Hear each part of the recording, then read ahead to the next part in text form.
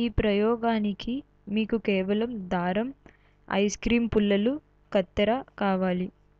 ముందుగా ice cream పుల్లలను 2 ముక్కలుగా కత్తిరించండి. ఈ ముక్కల చివరన వి ఆకారంలో ఘాట్లు పెట్టండి.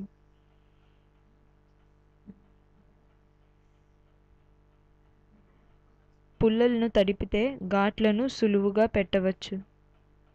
ఇప్పుడు 50 సెంటీమీటర్లు పొడవున్న 2 దారపు వలయాలను తయారు చేయండి.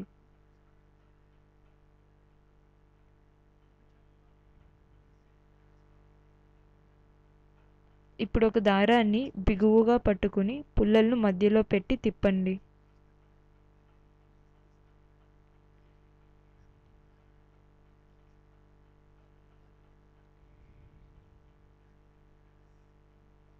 మరో దారాన్ని మధ్యలో పెట్టి తిప్పండి.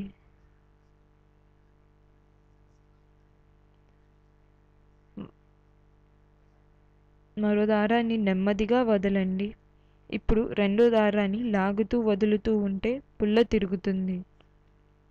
దారం యొక్క ఆకారాన్ని మార్చవచ్చు.